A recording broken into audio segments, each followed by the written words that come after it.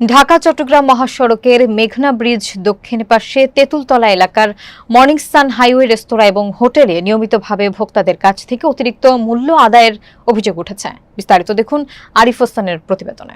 ভুক্তভোগীরা জানান, স্বাভাবিকের তুলনায় ৩ থেকে ৪ গুণ বেশি দাম নেওয়া হচ্ছে। যেমন ৫ টুকরো গরুর মাংসের মূল্য ২৬০ টাকা, ১ প্লেট সাধারণ ভাত ৬০ টাকা, ডালের দাম ৫০ টাকা।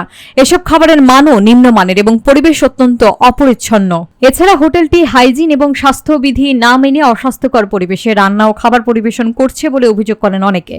সাধারণ ভোক্তারা বিষয়টি নিয়ে মুন্সিগঞ্জ জেলা প্রশাসক, জেলা ভোক্তা অধিকার সংরক্ষণ অধিদপ্তর এবং গজারিয়া উপজেলার প্রশাসনের দৃষ্টি আকর্ষণ করেছেন। তারা দ্রুত কার্যকর অভিযান চালিয়ে ভোক্তাদের সুরক্ষা এবং খাদ্যে ভেজাল ও মূল্য তালিকা সংক্রান্ত অনিয়ম বন্ধে আইনগত ব্যবস্থা গ্রহণের দাবি জানান।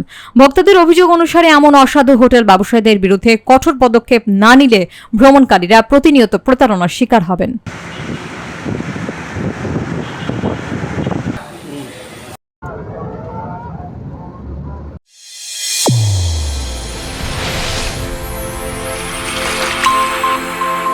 চ্যানেল A1 হৃদয়ের স্পন্দন।